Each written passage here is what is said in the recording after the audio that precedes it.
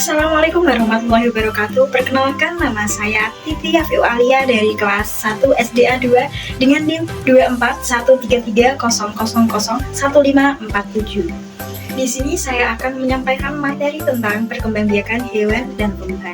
Dan tujuan pembelajaran dari materi perkembangbiakan hewan dan tumbuhan yaitu diharapkan peserta didik dapat yang pertama dapat mengetahui bagaimana cara perkembangbiakan hewan dan tumbuhan. Yang kedua, dapat membedakan cara hewan dan tumbuhan berkembang biak beserta dengan contohnya.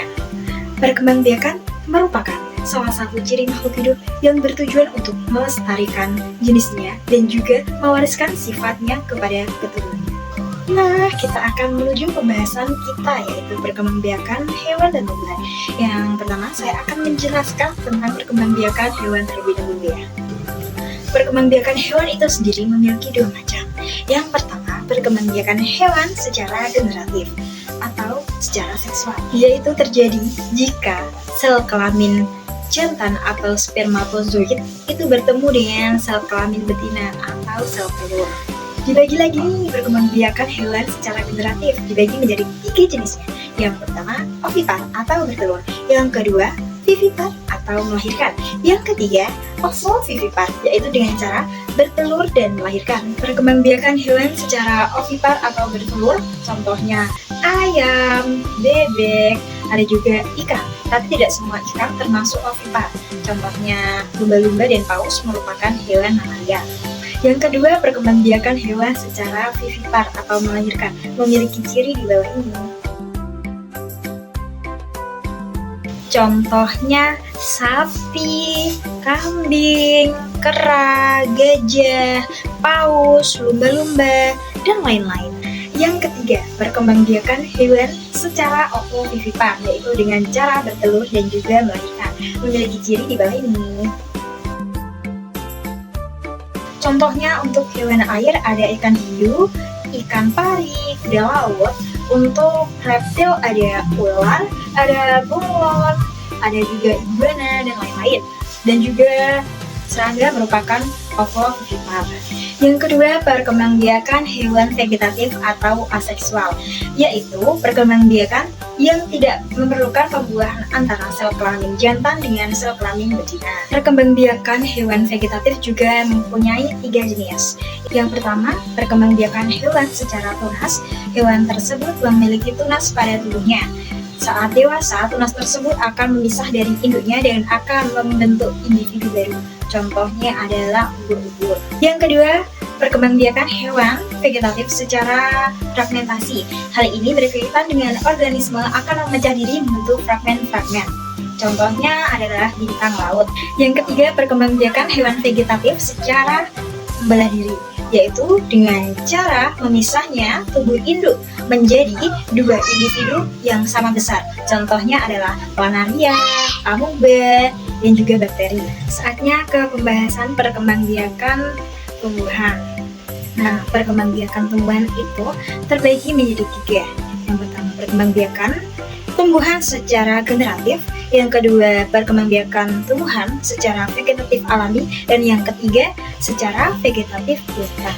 Perkembangbiakan tumbuhan secara generatif yaitu perkembangbiakan yang terjadi proses penyerbukan antara sel kelamin jantan atau benang sari dan sel kelamin betina atau butik. Perkembangbiakan tumbuhan secara generatif dibagi menjadi 4. Yang pertama, perkembangbiakan secara anemogami atau dibantu dengan angin. Contohnya jagung dan rumput. Yang kedua, secara zoideogami atau dibantu dengan hewan. Contohnya Rafflesia annually. Yang ketiga, yaitu secara hidrogami atau dibantu dengan air. Contohnya adalah ganggang. Dan yang keempat, secara antropogami atau dibantu dengan manusia. Contohnya bunga vanili. Selanjutnya, perkembangbiakan tumbuhan secara vegetatif alami atau tidak mengalami penyerbukan dan dilakukan secara alami tanpa bantuan manusia. Yang pertama ada umbi batang.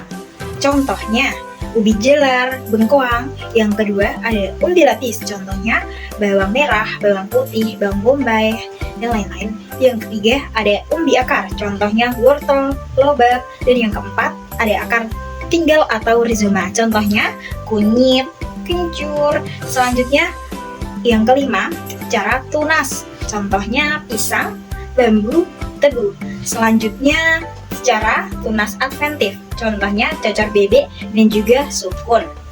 Yang ketujuh, stolon atau geragih. Contohnya rumput teki, arbei. Dan yang kedelapan, yaitu spora. Contohnya lumut dan tumbuhan paku. Yang ketiga, perkembangbiakan tumbuhan secara vegetatif buatan, yaitu tidak melakukan penyerbukan tetapi dibantu manusia. Yang pertama ada mencangkok. Yang kedua ada stek. Stek tersebut dibagi menjadi 3. Ada stek batang, stek daun, dan juga stek akar. Yang ketiga merunduk. Dan yang keempat menyambung atau mengenten. Untuk materi perkembangbiakan hewan dan tumbuhan, media pembelajaran yang dapat diterapkan antara lain yang pertama melalui contoh seperti ini. Peserta didik dapat diberikan contoh foto atau gambar tentang tumbuhan atau hewan serta perkembangbiakannya bagaimana.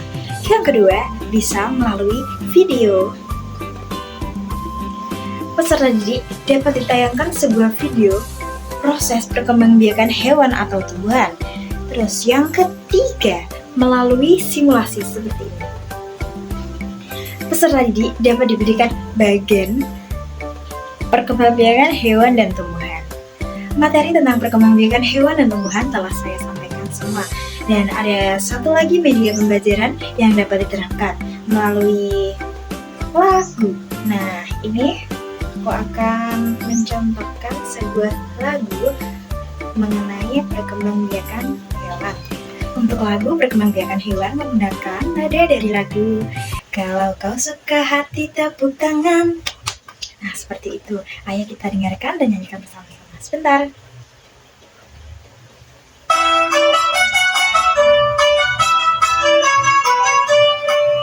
Tiga cara hewan berkembang biak, mari kita sebut bersama-sama.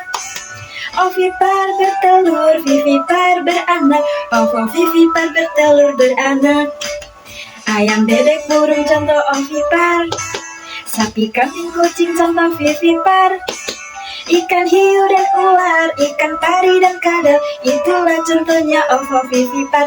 Yes, yes. Ikan hiu dan ular, ikan pari dan kadal, itulah contohnya ovovivipar. Yes, yes. Nah, itu tadi lagu untuk perkembangbiakan hewan. Sekarang kita nyanyikan lagu untuk perkembangbiakan tumbuhan menggunakan nada lagu becak ya. Nah, kita nyanyikan sama-sama.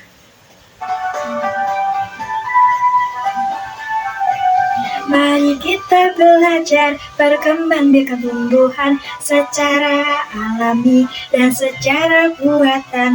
Vegetatif alami, vegetatif buatan. Ayo kawan, mari kita hafalkan. Alami dengan biji, contohnya kacang hijau, jeruk dan juga mangga, dan juga yang lainnya. Alami dengan tunas, contohnya adalah pisang, bambu, dan juga cacar bebek. Umbi lapis contohnya, semua bawang-bawangan.